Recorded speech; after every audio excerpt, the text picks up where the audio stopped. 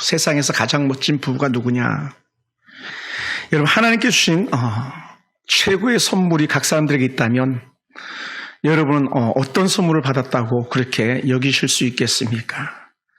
어떤 사람들은 그렇게 제가 이렇게 질문하면 또 제가 답을 말한다면 그것이 어떻게 최고의 선물이 될 수 있겠습니까? 라고 하는 그런 분들도 계실지 모르겠습니다. 제가 봤을 때는 아내예요, 아내. 물론 우리 여성분들은 남편이죠. 근데 어떤 분들은 목사님, 아내가 어떻게 최고의 선물이 되겠습니까? 이렇게 여기실 수 있다고 여겨져요. 왜냐하면 세상 워낙 힘에 겨운 때를 살아가고 있는 우리들이라 그런 가치가 다른 걸로 바뀌기도 하거든요. 그런데 우리는 담대하게 고백해 줄 수 있는 게 뭐냐면 우리가 잘 아는 게 두 가지가 있는데 하나는 하나님을 잘 알다. 그게 첫 번째고요. 두 번째는요. 남편이나 아내가 서로를 잘 아는 거예요. 그런 이제 히브리어로 야다라고 하는 그런 단어를 쓴다고 했어요. 하나님을 알면 알수록 더 신비하고 더 놀랍고 부부관계도 마찬가지. 알면 알수록 더 신비하고 놀랍고 그래서 더 잘 알기 원하고 더 잘 알아야 되고 이게 절대적 조건이죠. 그래서 우리는 남성들은 여성에 대해서 특히 아내에 대해서 더 많이 연구하고 더 많이 알아야 되는데 사실은 그렇지 못할 경우가 많이 있는 것 같아요. 제가 예전에는 이런 설교를 해본 적도 있어요. 결혼을 위해서는 엄청나게 준비를 하는데 결혼하고 나서는 어떻게 살아야 될지 갖다가 준비하지 않는 정작 결혼하고 나서 사는 것이 더 준비가 돼야 될 과정인데 그렇게 하지 않는 또 하나는 아이를 낳기를 꿈을 꾸지만 아이를 어떻게 키울 건지는 도무지 생각해 보지 않는 그런 삶을 우리에게 살아오지 않았나 생각해요. 저도 결혼할 것만 막 그것 때문에 많은 실갱이가 있었고 어려움이 있었지 결혼하고 나서는 어떻게 살아야 되는가에 대해서 잘 생각해 보지 못했던 그런 모습이었었습니다. 여러분 어떻습니까? 제가 최근에는 꼭 그런 건 아니니까 이해하시고 들으시기 바랍니다. 우리 서미영 전사님 생각하면 제가 생각할 땐 그래요. 둘 중에 하나인데 신학교에서 하나님께서 은혜 배풀을 주시지 않으면 미국에 배필이 있을 것 같아요.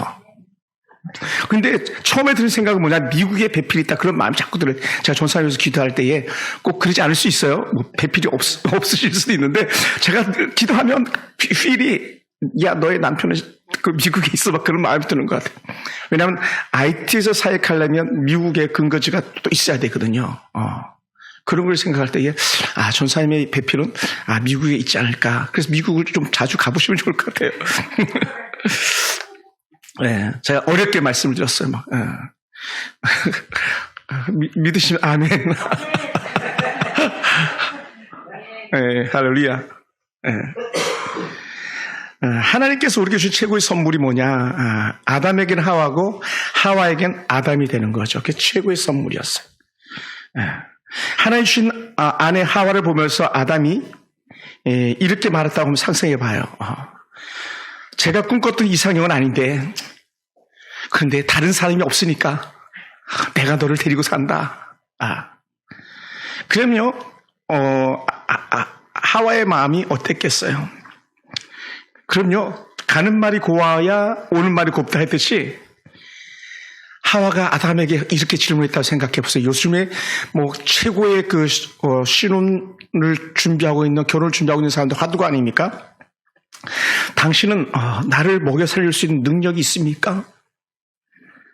혹시 요새는 습관이니까 내가 알지 못하는 나쁜 습관을 가지고 있어서 결혼 때도 그것이 지속되지는 않겠습니까? 막 이런 것들. 서로가 긍정적이고 즐거운 면을 보는 게 아니라 부정적이고 어두운 면을 자꾸 드러낸다면 그 결혼은 성공할 수가 없었을 거예요. 근데 아담과 하와는 둘 다 하나님의 의지에 의해서 결정되어진 부부였기 때문에 이런 말 하지 않고 그냥 살게 된 거죠. 아담이나 하와는 하나님이 주신 부부로서 그러다 보니까 어떻게 돼요? 조건 없이 받아들이는 거예요. 조건 없이. 요즘의 부부들은 너무나도 많은 조건을 따지고 또 조건 속에서 휘둘리기도 하지만 하나님께서 부부라는 연을 맺어줄 때는 조건 없이 주신 은혜인 줄 믿습니다. 우리의 악한 죄성들이 많으니까 막 조건들 많이 나열하고 그 조건에 맞는 사람을 자꾸 막 이렇게 하는 건데 사실은 그러지 않더라는 거예요. 네. 물론 저도 조건을 많이 따졌어요. 여차 막. 네. 제가 가수 이설을 너무 좋아했거든요. 그러니까 이설이를 꼭 닮은 게 누구냐? 저희 아내였어요. 헤어스타일이 이설이 스타일이었거든요. 키도 거의 이설이랑 똑같아요. 패션은 이설이는 바지만 있는데 아내는 치마를 입는 게 그 약간 달랐던 것 같아요. 똑똑하고 노래 잘 부르고 피아노 칠 줄 알고 애 교육 잘 시키고 막 등등 이런 게 막 조건들이 있었거든요. 근데 다 죄성인 거예요. 정작 중요한 걸 더 짚어야 되는데 그 못 짚은 것들이 있거든요. 네. 그런 면에서 그럼에도 불구하고 최상의 아내를 만난 줄 믿습니다. 할렐루야. 아내는 어떻게 생각하는지 모르겠어요. 감사합니다. 생일 선물을 더 큰 걸로 제가 준비해요. 생일 선물 미리 좀 드려볼까요? 제가 아내를 위해 생일 선물 준비했는데 이 자리에서 그냥 쇼 한번 할까요?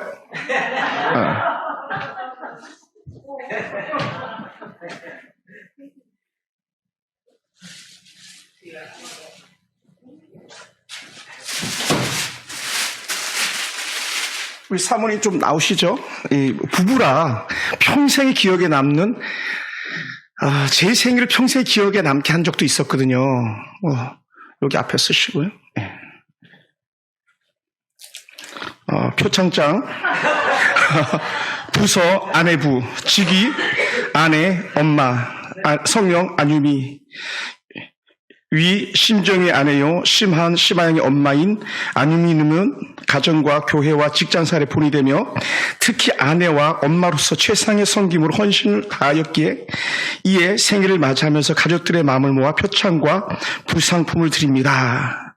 그러니까 이제 첫 번째 부상품은 생일 선물을 이걸 원했어요. 찬송가 지금 많이 낡아가지고 잘 안 보인다는 거예요. 이제 그래서 반종 새 찬송가 이거를 첫 번째 부상품으로 드립니다.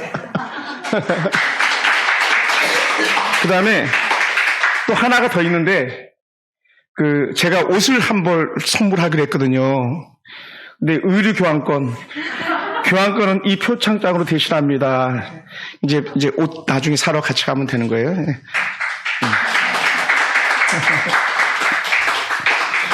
원래 저녁에 집에 가서 해야 되는 건데 오늘 부부라 설교가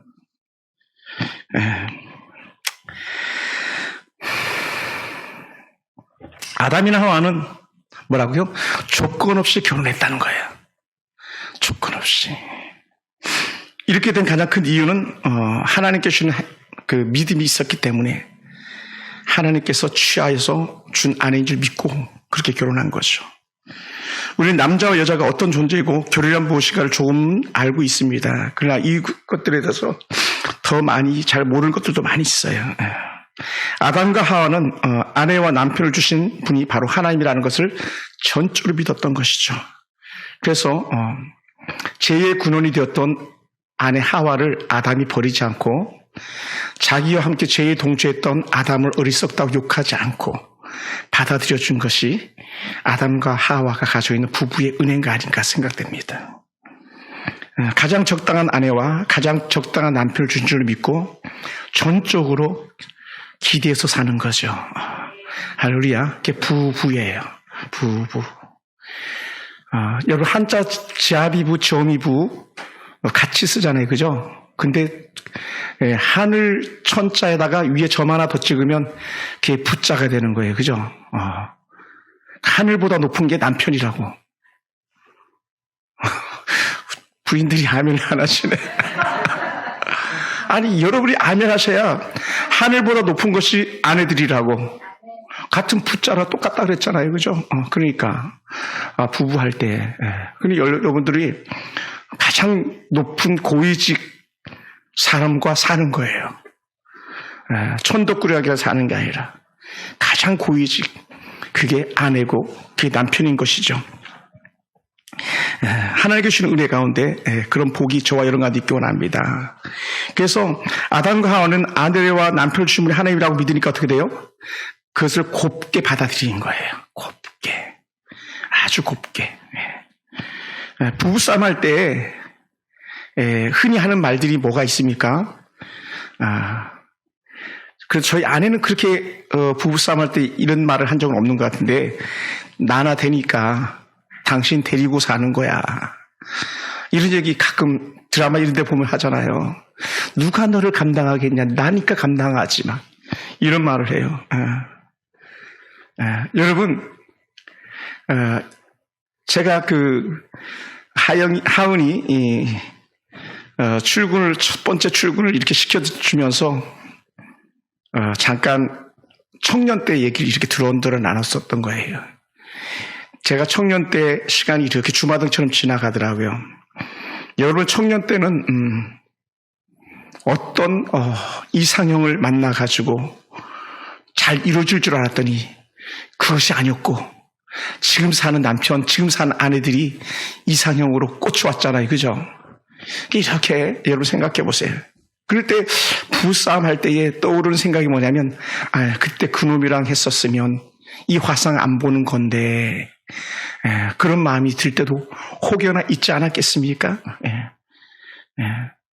가끔은요, 지나가면서 한 얘기인데도 저희 아내가 대학교 때인가 고등학교 때 친구 얘기를 이렇게 하면요, 남성의 질투심을 여자보다 강한 거 아시죠? 괜히 오래전 옛날 얘기하는데도 불끈 솟는 그런 질투심이 있거든요. 왜 그럴까요? 사랑하기 때문에 그런 거예요. 사랑하지 않으면 질투조차도 없는 거죠. 시기도 없는 거예요.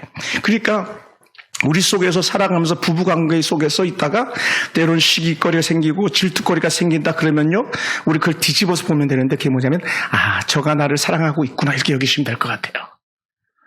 그게 가장 기본적인 부부의 은혜 툴이 아닌가 생각됩니다. 그래서 우리는 배우자에게 상처 주는 사람이 아니라 상처를 아물게 해주는, 보듬어 주는 사람이 돼야 될 것 같아요. 할렐루야. 제가 어디서인지 모르게 요 손에 지금도 긁혀가지고 자국이 있는데, 어디서 긁혔는지 모르겠지만 이게 아주 작은 상처인데도 쓰라리더라고요. 근데 테이프를 반창고를 이렇게 붙여주니까 그 쓰라림이 사라지고 벌려짐도 사라지더라고요. 작은 것 같지만 보듬어 주지 않으면 그것이 덧나게 되고 큰 상처가 되는 경우가 있거든요. 그러니까 우리는 작은 말 한마디로도 상처 주는 사람이 아니라 보듬어 주는 사람이 되길 주로 축원합니다. 그게 부부라는 거예요. 그것이 부부관계만이 아니라 우리 관계 속에도 마찬가지. 우리 관계 속에도 계속적으로. 그래서 우리는 아내라면, 남편이라면 항상 이렇게 생각하기 원해. 현재 진행형입니다. 지금 여러분이 같이 몸섞고 사는 사람이 하나님께서 내게 준 최상급이다, 최고의 아내를 주셨고 최고의 남편을 주셨다 얘긴다면요, 우리는요 춤을 출 수 있습니다. 할렐루야. 뭐 하지 않는 한, 비교하지 않는 한, 비교. 저도 교회 비교하지 않는다 그랬잖아요. 성도도 비교하지 않는다 그랬잖아요. 그죠? 가족들도 마찬가지. 비교해서는 안 되는 거죠. 자녀들 비교해서는 안 되는 거죠. 남편 더더욱 비교해서는 안 되는 거죠. 그 대신 이제 서미영 전사님이나 우리 남구경 안수 집사님 같은 경우는 막 눈을 크게 뜨고 보셔야 돼요. 내 짝이 어디 있는가. 집사님들은 아직 결혼을 필요로 하시는 분들이기 때문에 마음껏 비교하셔도 이 사람 저 사람. 그러나 하나님의 이끄심이 어디 있는가를 분별하는 게 최상이 되길 주로 축원합니다. 할렐루야. 우리는 연약한 부분들이 있음을 우리는 늘 기억해야 돼요. 다른 말로 하면 약점이죠. 남편의 약점, 아내의 약점. 여러분, 저도 마찬가지. 여러분이 저를 볼 때도 저도 연약한 부분들이 많이 있을 거 아니에요. 그죠? 그 연약한 부분들을 보지 않고 오히려 덮어줄 수 있는 은혜.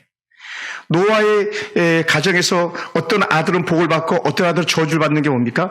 누가 누구를 보듬어 주느냐에 따라 달라지는 거잖아요. 허물을 감춰주는 것은 복이 되고 허물을 들추는 것은 화가 되듯이, 부부는 또 자녀들에게도 또 성도들끼리도 다 허물을 감춰줄 수 있는 그런 은혜가 있다면 우리는 정말 행복한 인생을 살아갈 줄로 믿습니다. 할렐루야. 그래서 여러분, 사람은요 완전할 수가 없어요. 완전할 수가 없습니다. 허물 많은 사람이요 중요한 게 뭐냐면 장점도 많더라고요. 제가 아는 목사님, 예전에 사역했던 후배 목사님 중에서 별명이 투덜이가 있어요. 투덜이. 이 친구는 뭐만 하면 투덜 돼요. 그래서 미국을 같이 갔는데 하도 투덜대가지고 뭘 먹어도 투덜, 어딜 가도 투덜 되는 거예요. 그 별명이 투덜이에요. 근데요, 중요한 게 그 목사님이 별명은 투덜이지만요, 그 마음 씀씀이 섬삼은요, 누구도 따라갈 수가 없는 그런 모습을 가지고 있어요. 정말 귀한. 그러니까 그 형제는 투덜대는 것조차도 우리가 그냥 받아주면 되는 거예요. 받아주면 돼요. 그게 사랑인 줄 믿습니다. 그래서 허물이 많은 것도 장점일 수가 있습니다. 그러므로 좋은 부분을 드러내기만 한다면 더 크게 극대화될 수 있음을 우리는 볼 수 있어요. 왜냐하면 하나님은요, 우리에게 연약함은 보듬어주고 잘된 것을 극대화시키시는 그런 하나님이기 때문에 그렇고, 하나님은 우리 모든 성도들이 가정을 이루게 하실 때는 반드시 그 안에 행복이라는 것을 심어주게 하셨거든요. 행복. 그러니까 그것이 다 발전적으로 나가는 거예요. 자, 지난주에 원고가 없는 말씀인데, 친구 목사님들이랑 이렇게 설교를 이렇게 나누는데, 우리 반장님, 자칭 반장인데, 그 반장님이 아버지에 대한 설교를 이렇게 하시면서 아버지 얘기를 많이 하시더라고요. 그랬더니 한 곳에 계신 목사님이 이런 얘기를 해요. 왜 하나님을 갖다 굳이 아버지라고 그랬는지 모르겠다. 이 얘기를 해요. 하나님 어머니라면 난 이해하겠는데 하나님 아버지 하니까 난 도무지 이해하기가 싫다. 그래서 처음에는 하나님 아버지 할 때 아버지 소리가 안 나왔다 얘기하더라고요. 왜 그러냐 했더니 하나님 아버지의 자신이 아는 아버지는 맨날 때리고 술 먹고 폭력 행사하고, 그 당시에 농협 직원이셨는데 농업 직원 그 수준이 있는 아버지도 불구하고요, 농협에서 받는 스트레스, 고객들이 받는 스트레스를 갖다 집에 오면 아들들 다 쏟아붓는다는 거예요. 그래서 그런 아버지 정말 싫다. 그러면서 하나님 아버지가 받아들여지지 않았다 그러더라고요. 물론 저도 아버지로 받아들이는 데는 많은 시간이 필요했었습니다만, 그럼에도 불구하고 다시 꼼꼼하게 돋보기로 보듯이 아버지를 뜯어보면요, 아버지만이 가지고 있는 장점들이 얼마나 많았는지 몰라요. 그 중에 한 가지를 대라고 이런 것도 될 수 있어요. 자, 그게 뭐 장점이겠냐 하는데, 저는 아버지가 책상도 직접 만들어 주셨어요. 공부하라고 앉으면 책상이긴 합니다만은 아버지가 직접 그 나무들을 어디서 이렇게 구해가지고 책상을 만들어 주시더라고요. 여러분, 아버지가 책상 만들어 주시면 계십니까? 우리 박사님, 아버님 책상 만들어 주셨습니까? 책상 사주셨을 수 있을지 모르겠어요. 손수 책상을 만들어 주시고, 또 매를 때릴 때는 반드시 매를 나한테 만들어 가지고 오라고 그러고, 그러면 어떻게 돼요? 내가 적당한 매를 가지고 가는 거죠. 물론 분노할 때는 선반에 있는 그 가꾸목을 약 뜯어가지고 막 뭐 그냥 부러지지 않을 정도로 맞기도 했었지만, 그런데도요, 그조차도 시간이 지나면 감사가 되더라고요. 왜냐? 오늘날 제가 때로는 실수할 때가 있고 때로는 벌을 받을 만한 그런 조건들이 생겨날 때에 누구에게도 말하지 못하는 나의 허물들을 누군가는 책망해 줘야 되겠는데 여러분들은 못하시잖아요.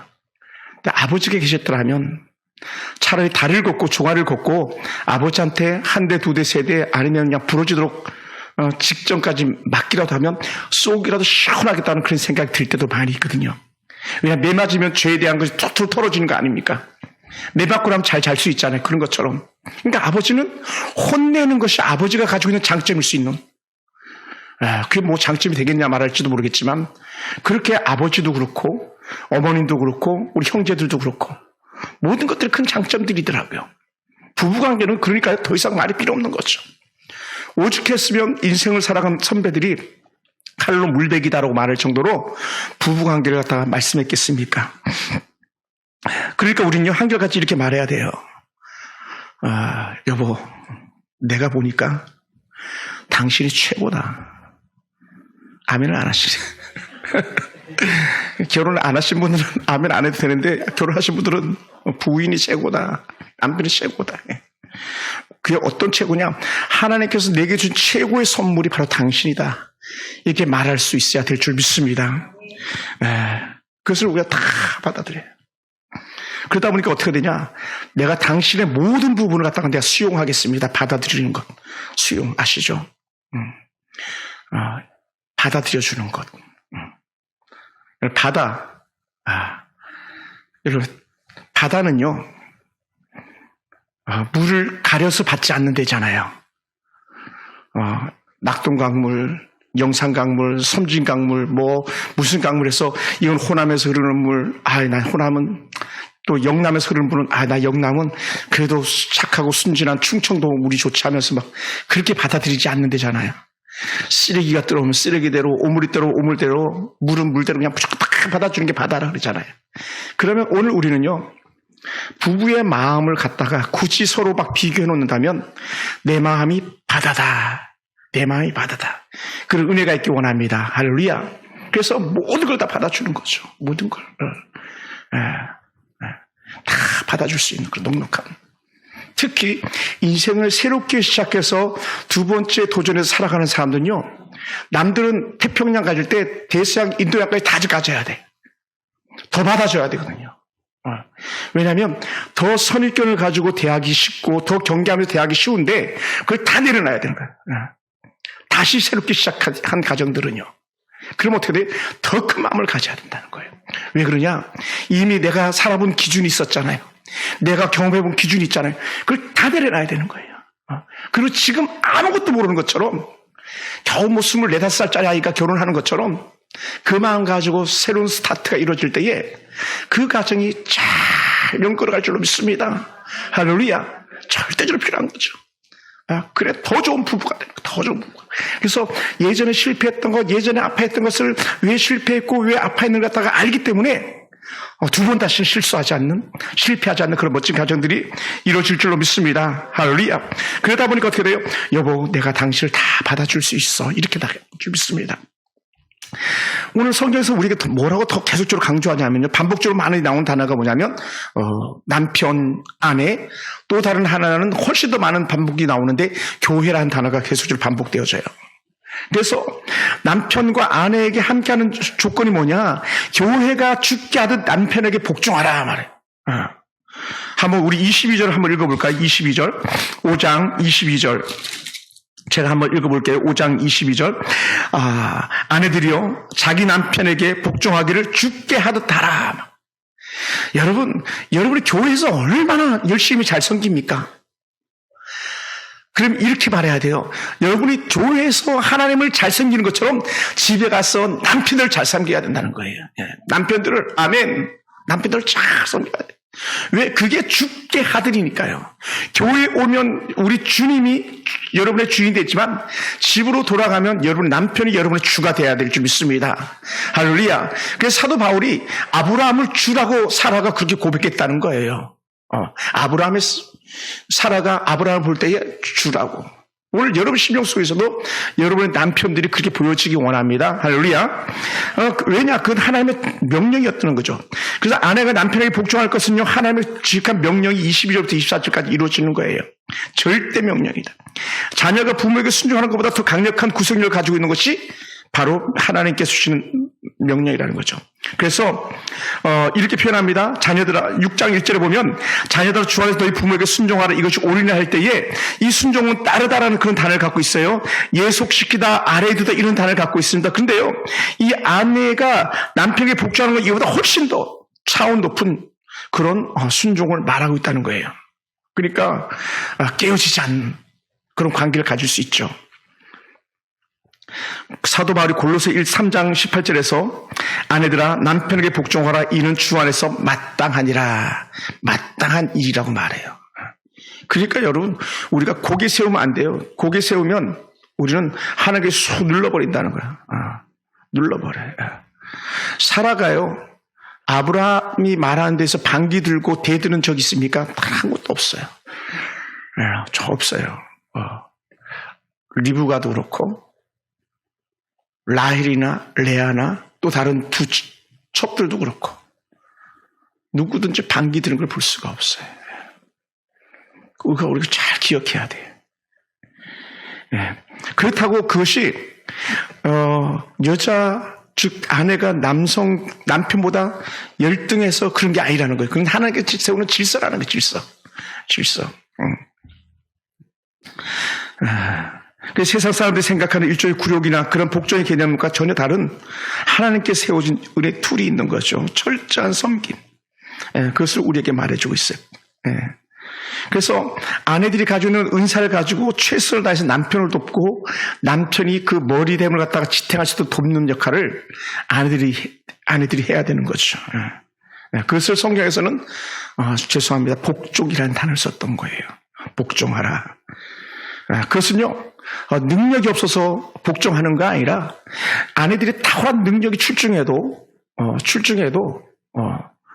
하나님께 세운 질서에 있어서는 탁월함으로 섬긴다는 거예요. 탁월함으로. 저는 이름은 잘 모르겠습니다. 박명수 씨하고 그 박명수 씨 부인이 의사 선생님이잖아요. 그 부부가 그렇게 좋대요. 관계가. 근데 중요한 게 이 부부가요. 주변에 우리 가정처럼 그렇게 반대를 했다는 거예요. 결혼하는 걸 갖다가. 박명수 쪽도 반대하고 그 부인 쪽도 반대하고. 그래서 만났다 헤어졌다 수도 없이 했대. 근데 지금 살아가면서 서로가 그렇게 얘기한대요. 나는 다시 만약에 결혼을 하는 한이 있더라도 다시 태어나서 결혼하는 한이 있더라도 당신과 결혼한다고. 서로가 그렇게 말하더라는 거예요. 우리가 보기에는 박명수 까칠하고 막 투박하고 그런 것 같아도 그 아내가 봤을 때는 역시 내 남편 이렇게 나간다는 거죠. 여러분의 가정은 어떤지 다시 한번 돌아보기 원합니다. 지난주에도 제가 잠깐 거론하긴 했습니다만은 최근에 가장 인기 있는 목사님 중에 하나가 미국의 존 파이프 목사님인데 그분은 이렇게 표현했어요. 복종은 아내의 의사를 따라 남편의 리더십을 존중하고 남편의 리더십 더 확실하게 발휘하도록 돕는 아내의 신성한 소명이다. 아내의 소명. 반드시 이루어야 되는 소명. 예. 그래서 복종은 하나님께 소망을 둔 사람들에게 가능한 것이고 세상적인 가치나 기준으로는 절대로 남편에게 복종할 수 없다는 거예요. 그러니까 자기 생각이 지배하고 있으면 남편에게 복종할 수가 없다는 거예요. 네. 여러분 베드로는 뭐라고 말했을까요? 베드로는 사역을 하면서 가정을 꾸려가면서 사역했던 사람이잖아요. 그죠? 장모도 잘 섬겨가지고 베드로 때문에 장모가 열병에서 낫기도 하고 하는 그런 좋은 장점을 가지고 있잖아요. 베드로도 이렇게 말합니다.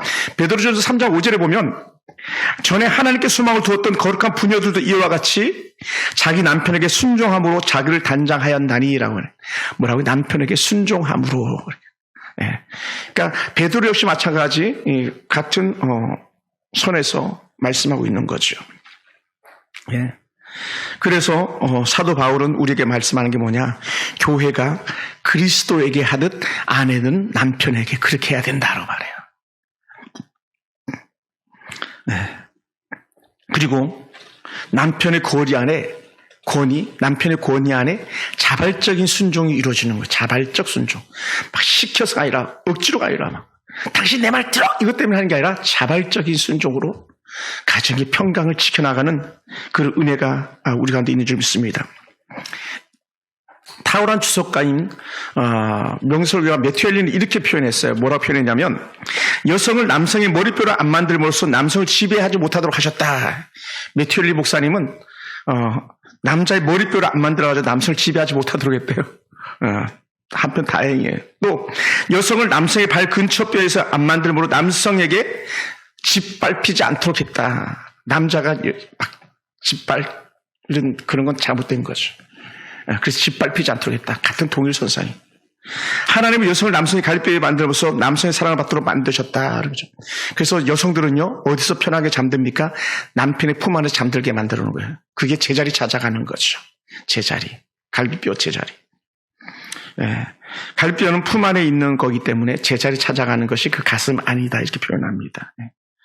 그래서 세상의 모든 소중한 것들은요 가슴으로 푼다고 말해요. 왜? 갈비뼈가 소중하기 때문에. 하나 마이너스 된 부분을 채우는 거기 때문에. 그래서 우리는 아내만을 품는 게 아니라 모든 중요한 것들은 우리가 품는 것이 그 습관적으로 되어 있는 게 뭐냐? 하나님께서 기본적인 심리를 갖다 우리에게 주셨다고 이렇게 말씀하기도 하거든요. 그래서 우리는 가슴으로 품는 사랑을 누리는 사람들인 줄 믿습니다. 네. 그러다 보니까요, 아내가 남편의 사랑을 받기를 버리고 복종을 거절할 때에 가정에 불화가 시작되는 거죠. 그러니까 여러분, 막 여러분들이 내가 남편보다 우월해 이걸 다 내려놓으셔야 돼요. 남편들도 마찬가지. 내가 남성이기 때문에 우월해 이거 힘이 있어 이거 다 내려놔야 돼요. 저는 아마 아내랑 80이라도 제가 질걸요. 다 잘하니까요. 그런다고 내가 당신보다 더 세 막 이렇게 나간다면 가정은 화목할 수가 없는 거죠. 특히 물질 사회에서 돈을 더 잘 번다고 큰 소리 친다. 돈을 못 벌어 온다고 큰 소리 친다. 그래서는 안 되는 거예요. 남편이 돈을 못 벌기 때문에 아내가 돈을 잘 벌게 해놓은 거예요. 뭐 동의하기 싫을 수도 있어요. 제가 돈을 잘 못 버니까 세상적 기준으로서는. 그런데 하나님께서는 그 상호 보완적으로 하겠어요. 현숙한 여인을 놓고 제가 잔뜩 기도하고 훗날에 현숙한 여인을 잘 다시 잠언 31장을 보다 보니까 현숙한 여인은 무슨 여인이냐 했더니 결국은 일하는 여인이더라고요. 일하는 여인. 그러니까 여러분, 아내들이 야 남편이 잘났으면 내가 일하겠어 막 이렇게 얘기할 것 하나도 없어요. 현숙한 여인은 본질적으로 일하게 돼 있어요. 그 손이 수고하고 있습니다 그랬거든요. 계속 잠언 31장을 보세요. 제가 기도했던 게 잠언 31장 현숙한 여인 막 이걸 놓고 기도했거든요. 그랬더니 신학교 전도사님 때 자매가 현숙이가 있어요. 현숙이. 여전사님 현숙자매인데 목사님 하면서 막 전도사님이죠 그때. 전도사님 하면서 막 제 성경책 속에다 자기 사진도 놓고 막 가고 그때. 저는 손을 딱 거놨거든요. 나는 전도사님들하고는 결혼하지 않습니다. 자, 선을 그어놨어요. 왜 그랬는지 모르겠는데 만약에 전사님들하고 결혼했다면 막 여기여기까지 저 엄청나게 좋아했거든요. 중매해준다고 막 여전사님들이. 근데 그렇게 선을 그어놓으니까 여전사님보다 더 무서운 구리를 만나가지고 구리를 만나서 제가 개소리 했습니다. 그래서 아들에게 살게 됐는데 그럼에도 불구하고 우리는 오늘까지 힘에 겨운 날들도 많았지만 잘 살고 있습니다. 그래서 우리는 하나님께 주신 은혜 가운데서 교회가 그리스도를 사랑하듯 남편은 아내를, 아내는 남편을 사랑하는 그런 사람은 그 삶을 우리가 사랑하는 것이죠. 그래서 25절 우리 한번 읽어볼까요? 25절 남편들아, 다 같이 시작. 남편들아, 아내 사랑하기를 그리스도께서 교회를 사랑하시고 그 교회를 위하여 자신을 주신 같이 하라. 이제 남편들에게 하는 말. 아내 사랑하기를 그리스도께서 교회를 사랑하시고 주님께서 교회를 사랑하셨기 때문에 십자가 지신 거예요. 교회를 사랑하지 않았다면 주님께서 십자가 질 이유가 없어요. 그래서 주님이 사랑하신 교회처럼 우리도 그렇게 사랑해야 된다. 남편들에게 주는 기준이에요. 그러니까 아내를 사랑하라 계속 그 말을 하는 거죠. 그래서 복종하는 아내는요, 남편의 사랑을 받는 아내입니다. 사랑이 없으면 복종도 없는 거죠. 예수님 십자가 사랑이 없는데 그분의 말씀을 따를 교회가 어디 있겠습니까? 그러니까 우리는 전적으로 주님 안에서 교회를 사랑하신 주님을 삶아가지고 우리가 아내를 사랑하고 교회를 사랑하고 주님을 사랑하는 거예요. 할렐루야. 여러분, 그리스도께서 교회를 세우기 위하여 악금을 자신 모든 걸 다 바쳤습니다. 그게 뭡니까? 우리가 잘 아는 비하, 낮아지심. 이 땅에 사람의 몸을 입고 오셨잖아요. 교회를 위해서 사람의 몸을 입고 이 땅에 오셨고 교회를 위해서 주님께서 십자가 달려 죽기까지 낮아지셨던 거죠. 그것도 죄인이 갖는 가장 처절함이 뭡니까? 죄의 싹은 사망이요 하나님의 은사는 그리스도에서 우리 주 안에 있는 영생을 말씀했던 것처럼 그 죄값 때문에 죄 없으신 주님이 대신 죽으시기까지 교회를 사랑하시고 우리 사랑하신 거 아니겠습니까? 그러면 우리는 아내들의 죄를 짊어지고 남편들의 죄를 짊어지고 자녀들의 죄를 짊어지고 우리 십자가를 지는 그 심령 가지고 남편들이 살아간다면 품지 못할 아내가 없는 거고 품지 못할 자녀가 없는 거예요. 할렐루야. 또 목회자인 저 입장에서도 마찬가지. 제가 여러분들의 모습을 볼 때에 예수님께서 십자가 달려 죽기까지 사랑하신 교회인데 제가 여러분을 섬기지 못할 부분이 어디 있겠습니까? 다 감당해야 되는 거죠. 그것도 기쁨으로 그것도 기꺼이 감당하는 거예요. 할렐루야. 그게 교회를 사랑하듯 또 교회를 사랑하는 그 모습이 되는 줄로 믿습니다. 할렐루야. 사랑하는 성도 여러분, 좋은 남편은 그리스도께서 교회를 사랑하듯 그렇게 아내를 사랑하고 그리스도는 교회를 세우기 위해서 아낌없이 주시듯 남편은 아낌없이 아내에게 모든 것을 다 떼어줄 수 있다는 거죠. 그래서 남편은 아내의 몸과 마음을 잘 읽어야 된다고 말하는 거예요. 그러니까 눈빛만 봐도 알 수 있잖아요. 이게 되는 거예요.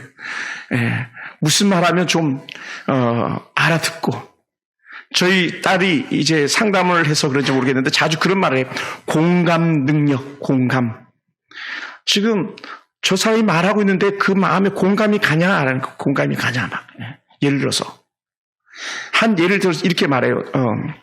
어저께 있었던 일인데 아이가 공부를 하는데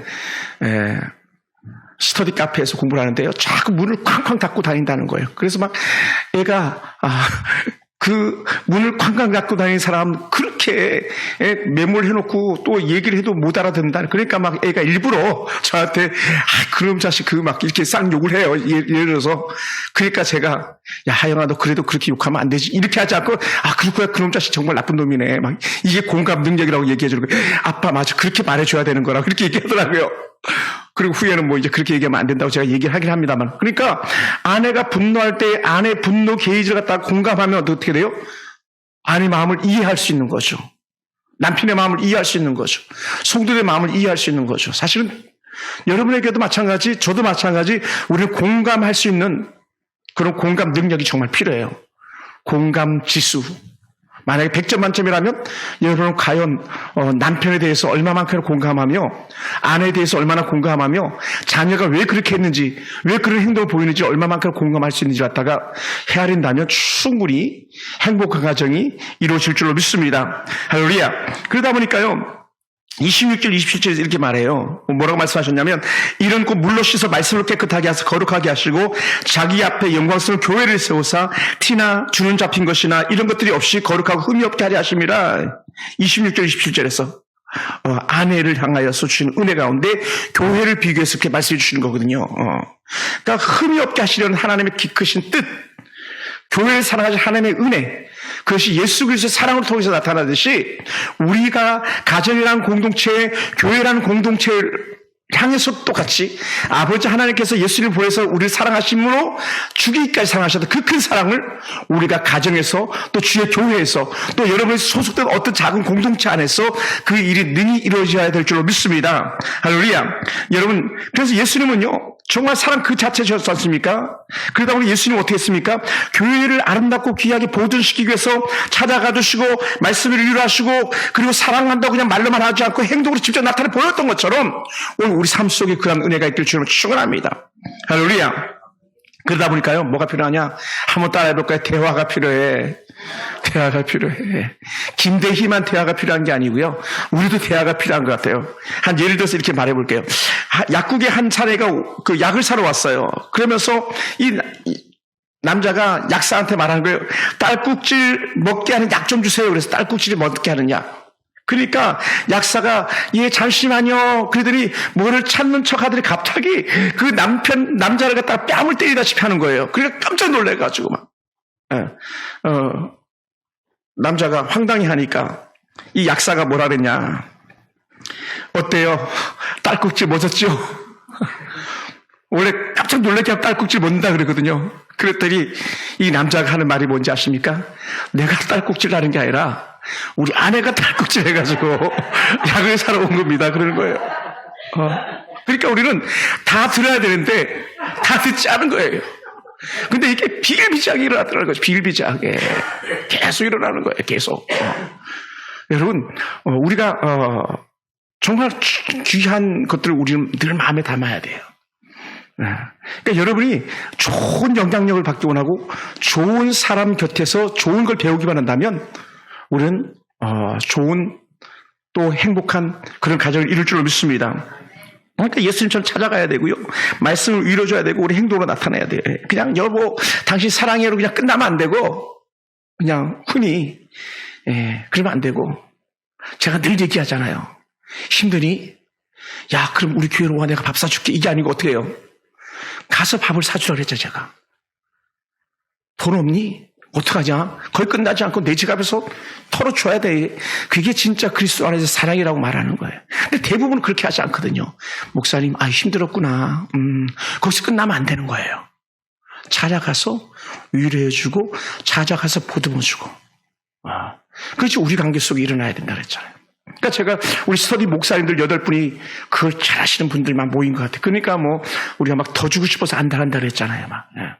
그래서 무지개 교회 우리가 후원하고 있는 무지개 교회에 화장실이 없어서 목사 예배 끝나면 성도를 태워가지고 화장실 가는 게 일이라 그랬잖아요. 막 저기 그냥 산 밑에 주유소나 아니면 어디 문 열린 공중 화장실 있으면 거기 찾아가는 게 일이라 그랬잖아요. 그러니까 우리 스터디 목사님 중에 한 분이 화장실 한 동에 한 250만 원에서 두 동에 500만 원 이상 간대요. 간이 화장실 만드는데 그냥 플러스틱으로 된 거 있잖아요. 왜 가끔 공원 가면 있는 그 화장실 그게 비싸더라고요. 그러니까 친구 목사님이 나이도 제일 막내인데 한동훈 내가 감당하겠습니다 하면서 막 280만 원을 먼저 이미 다 입금했다 그러더라고요.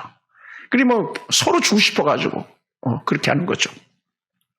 그게 뭐냐? 결국은 예수님처럼 찾아가고 들어주고 행동으로 섬겨주는 그런 은혜라는 거죠. 그러니까 아내에게 찾아가고 아내를 위로해주고 섬겨줄 수 있는 것, 남편에게 찾아가고 위로해주고 섬겨줄 수 있는 것, 그게 얼마나 소중한지 몰라요. 제가 팔불출처럼 또 다시 말해봅니다만은 여러분 생일 선물로 해외여행을 보내주는 아내는요 우리 아내밖에 없을 거예요. 예를 들어서 그러니까 오늘까지 이렇게 잘 사는 거죠. 생일 무슨 생일 했다 그냥 예를 들어서 그랬다고 가정해 보십시오. 행복한 가정 이룰 수 있었겠습니까? 그러다 보니까 어떻게 돼요? 아내의 마음을 위로해주고 상처를 보듬어줄 수 있는 그런 남편들, 그런 아내들 되기 원합니다.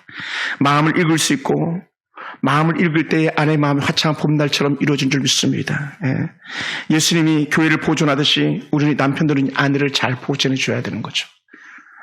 그것이 우리에게 참 중요하지 않나 생각됩니다. 오늘도 제가 올라오기 전에 어른 그 권사님한테 잠깐 이렇게 문자를 보냈더니 목사님 내가 권사인 줄 어떻게 알았냐고 깜짝 놀래가지고 물어보는 거예요. 제가 찍었거든요. 권사님일 거야. 그랬더니 막 너무 좋아하시고 목사님 참 보잘것없는 내가 권사가 됐다고 하면서 옛날 권사님들 보면 너무 기도도 잘하고 성경도 잘하고 다 본이 되는데 난 아무것도 아닌데 권사가 됐다고 하면서 그러더라고요. 그러면 역시 목사님 최고라고. 권사된 걸 찍어서 마쳤는데도 그렇게 좋아하는데 하물며 아내들이 남편들이 그 상을 받는다면 얼마나 좋아하겠습니까? 한번 질문해 볼게요. 한번 답해 보세요. 우리 전사님 지난주 우리 제가 그랬죠. 집에 가셔가지고 남편을 꼭 안아주면서 여보 사랑해 막 그러라 그랬죠. 업어주지 못할지언정 했습니까? 우리 그 박수 쳐야 돼. 미션이었었거든요. 남편 보듬어주고 막. 당신이 없었으면 어떡할 뻔했냐고 막. 어떻게 혼자 사는 거지 지금까지. 너무 감사한 거죠. 우리 그렇게 돼야 되거든요 사실은. 몸으로 나타내는 사랑. 그것이 28절부터 쭉 나와요. 이와 같이 남편들도 자기 아내를 사랑하기를 자기 자신과 같이 잘 지니 자기 아내를 사랑하는 자는 자기를 사랑하는 것이니라. 이기주의가요 뭡니까? 나만 사랑하는 거잖아. 근데 그게 아니고 아내를 사랑하는 것이 나를 사랑하는 것처럼 하라고 이렇게 표현해 주는 것. 그러니까요 부부는 하나라고 말하는 거죠. 하나. 아내를 사랑하는 게 곧 나를 사랑하고 나를 사랑하는 것이 곧 아내를 사랑하는 거고 이게 하나. 이걸 우리가 잘 기억해야 되는데 우리 그렇게 하지 못할 때가 많아요. 자기 목소리가 클 때 얼마나 많이 있습니까? 그래서 28절에서 이와 같이 남편들도 자기 아내 사랑을 자기 자신과 같이 할지니 계속 그 얘기를 반복적으로 말씀하고 있는 거예요. 그러니까 이웃사랑의 가장 좋은 시발점은 뭐냐? 첫 출발은 자기 자신을 사랑하는 것처럼 아내를 사랑하는 것. 가장 가까운 이웃은 아내 아닙니까? 남편이고. 근데 이거를 우리가 좀 더 뜯어보면요. 우리나라는 뭐 1촌, 2촌, 3촌, 4촌 막 이런 게 있잖아요. 그죠? 근데 아내와 남편은 뭐라 그래? 몇 촌 관계예요? 우리 김기수사님 무촌이죠. 그죠? 그러니까 이건 수에 칠 가치가 갖추셔도 안 된다는 거예요. 하나인데 뭘 1촌이고 2촌이고 필요하냐. 우리가 나쁘게 해석하면요. 님이 남이 되고 이렇게 하는데 그것은 예수님께서 하셨던 말씀인 거예요. 이 나쁜 놈들아 너희가 모세율법에 이혼 증서를 내주라는 건 너희들의 나쁜 심성 때문에 그런 거지 진짜 아내를 사랑한다면 그 자체도 생각하지 않았을 거다는 거예요. 그러니까 인간들이 워낙 안악하니까는 님이 변화에 남이 되고 남이 변화에 님이 되고 뭐 이런 얘기를 하는 거지 부부는요 남이 될 수 있는 존재가 아니거든요. 절대로. 물론 모세율법의 조건이 몇 가지 있긴 합니다만은 우리는 그럼에도 불구하고 넉넉하게 품어줄 수 있는 그 큰 사랑의 은혜가 우리 가운데 임할 줄 믿습니다. 그래서 여러분 29절에서 누구든지 언제나 자기 육체를 미워하지 않고 오직 양육하여 보호하기를 그리스도께서 교회에게 함과 같이 하나니라고 말했어요. 교회에게 함과 같이 양육하여 보호하기를 이게 뭐냐면 문자적으로 해석하면 이렇게 성숙하기까지 따뜻하게 감싼다. 성숙하기까지 잘할 때까지 따뜻하게 감싸준다는 거예요. 이게 그리스도께서 교회를 보호함 같이 아내를 감싸주고 남편을 감싸주고 이게 우리에게 영적 은혜의 원리가 되길 주로 축원합니다. 그래서 사람 누구나 자기 몸을 정성을 다해서 가꾸면서 보호하듯이 아내를 또 주의 몸된 교회를 성도는 성도들의 관계 속에서 그렇게 따뜻하게 감싸줄 수 있는 그런 영적 은혜가 우리 가운데 있어야 될 줄로 믿습니다. 그래서 하나님은 부부의 관계에 있어서 단순히 인간적 애정 차원이 아니라 그리스도와 교회와의 관계로 우리에게 설명해 주시면서 결코 분리할 수 없는 거다라고 말하는 거예요. 그래서 제가 늘 얘기하잖아요. 절대로 깨져서는 안 되는 게 있다면 첫 번째는 가정이고 두 번째 교회다 그랬잖아요. 가정이 생기고 물론 교회가 생겼습니다. 그러니까 이거 두 개는요, 악한 사단이 언제든지 무너뜨리고 싶어 하는 것이 이 가정 공동체, 교회 공동체거든요. 우리는 이걸 보존해야 되는 거예요. 할렐루야. 그러다 보니까 부부는요, 함께 잘해야 돼요. 함께. 제가 말씀을 마무리하면서요, 여러분 가수 오승근 씨라고 있어요. 옛날에 금가운 투웨이스라고 했던, 그리고 최근에는 뭐 오승근 씨 홀로 그렇게 가수 활동하는데, 이 사람이 지은 노래들이 뭐 가사들이 많이 있죠. 예를 들어서 뭐 내 나이가 어때서 야야야야 뭐 빗속을 둘이서 뭐 이렇게 뭐 그 빗속을 둘이서 있잖아요. 그다음 떠나는 니마 떠나는 니마, 이게 1979년도 곡인데, 또 뭐 외기러기 날아라 쉬는 곳이 어디냐 막 이런 노래들 뭐 등등 있더라고요. 여러분 그 오승근 씨 부인 누구냐면 김자옥 권사님. 잘 아시죠? 김자옥 권사님.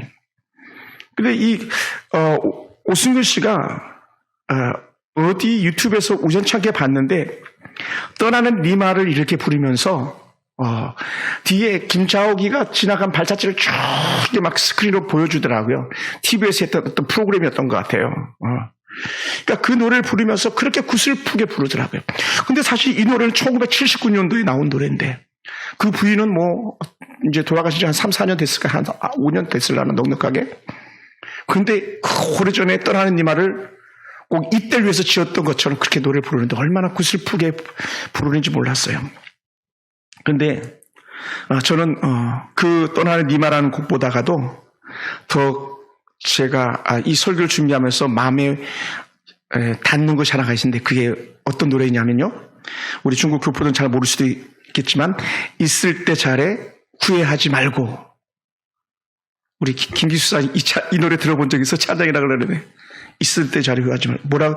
노래 가사를 제가 일일이 전체를 다 타이핑하지 않았습니다만 일부를 타이핑해봤는데 있을 때 잘해 후회하지 말고, 있을 때 잘해 흔들리지 말고, 가까이 있을 때 붙잡지 그랬어 있을 때 잘해 그러니까 잘해. 이제는 마지막 기회야. 이제는 마음에 그 문을 열어줘. 아무도 모르게 보급해줄 때 그럴 때마다 너를 찾는 거야. 반복적으로 있을 때 잘해. 후회하지 말고.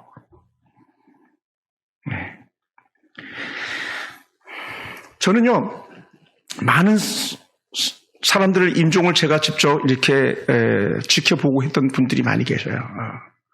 제가 얘기하지만 제 품에서 마지막 눈물을 감은 그런 집사님들, 권사님들도 계셨고요. 나이가 많게는 96세 되시는 우리 권사님들 또 집사님들도 제가 이렇게 임종을 곁에 지켜보고 또 입관 예배도 다, 또 발인 예배도 주관했던 적이 참 많이 있었습니다. 근데요, 사람들이 마지막 떠나면서 부부에게 공통적으로 하는 말들, 혹은 부부가 아니어도 자녀들에게 공통적으로 하는 말들이 있는데 그게 뭐냐? 부부라면요, 뭐예요? 여보, 미안해 라는 거예요. 그러다 보니까 제가 이 설교를 준비하면서 여보 미안해 하기 전에, 마지막 그 말 하기 전에 지금부터 더 잘해야 되는 거예요. 할렐루야. 나중에 죽어가면서 내가 그때 당신한테 잘할걸, 그때 제 생일 선물 좀 돈 좀 쓸걸, 막 예를 들어서 그런 게 아니고 여보 미안해. 예전에 서강교회 성도들이 제가 떠나오고 나니까 그제서야 목사님이 진짜였어요, 목사님이 좋았어요, 목사님 같은 분이 없었는 걸 이제야 알았어요. 막 그렇게 막 욕하던 어떤 집사님도 결국 나중에는 그 교회 나가면서 그때 신 목사님이 옳았는데 우리가 어리석었다고 막 이렇게 얘기하는 분들이 계셨거든요. 중요한 게 뭡니까? 지금이에요. 지금 있을 때 잘하셔야 돼요. 지금 남편이 살아서 곁에 있을 때, 아내가 살아서 곁에 있을 때 잘하셔야 돼요. 우리 조 집사님, 부산에 가시면 정남희 사모님 목사님한테 있을 때 잘해요. 후회하지 말고. 그런 사모가 어디 있습니까?